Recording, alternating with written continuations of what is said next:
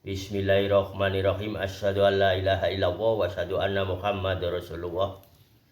Niki wonten ingkang tiyang tanglet tentang bab sedekah. Lah niku. Niki sedekah menika nggih dipikiraken nggih gampang, nggih mudah. Tapi dilaksanakaken niku sulit. Mongko menika sedekah niki mboten napa niku menuju napa ingkang disyariataken dhateng Allah ngoten.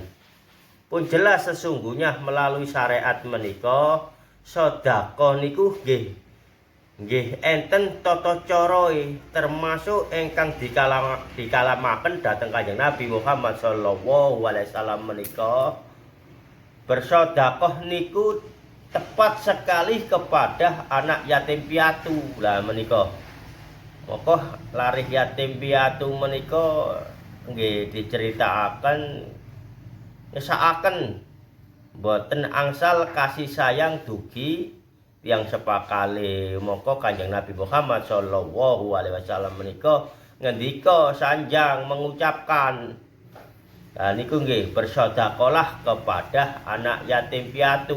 Wah niku Kanjeng Nabi ingkang sanjang. Nah niku nggih sering terlupakan. Maka kathahipun sedekah menika kathah sing ngerubah dengan dalil-dalil dengan nggih berkedok agama.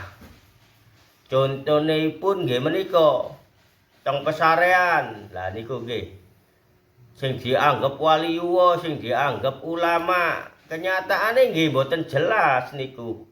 Mboten semerap. Mung sekedar cerita-ceritane mawon, tapi lek ten waliullah pribumi pun jelas termasuk wali-wali Allah niku pejuang Indonesia. Lah menika pun jelas Kyai Hasyim Asy'ari, Syekhona Khalil Bangkalan, Romo Yai Hamid. Lah menika nggih, tapi nggih mboten angsal. Mboten angsal makam niku diparingi yatra. Lah niku sedekah sing yok napa? Lah niku nggih atos perubah kehendak Allah melalui berkedok agama nggih menika kita pun terdoktrin kalian perilaku gen-gen jahiliyah ingkang mengatakan bahwa mereka cucu-cucu Rasulullah yang ada di Indonesia niki kenyataanipun mereka adalah berdarah Yahudi jahiliyah ten pondok ten Indonesia niki bisnis pondok, bisnis lan kubur-kuburan menika lan kepingin nguasai bangsa Indonesia niki, terutama merubah ayat-ayat Allah tentang sedekah niki wau nggih. Nah niku nggih dadosipun sing jelas sing tepat sasaran sedekah niku wau diparingaken dhateng lari yatim piatu, diparingaken dhateng janda-janda ingkang tuwuh menika sing boten saged pados ekonomi. Lah niku leres nggih termasuk dhateng tiyang boten gadah. Lah niku panjenengan pun semerap sekitare panjenengan pundi sing sugih, pundi sing boten gadah, pundi sing dados tepat sasaranipun sedekah panjenengan. Lah niku nggih lek ten kubur-kuburan niku boten angsal.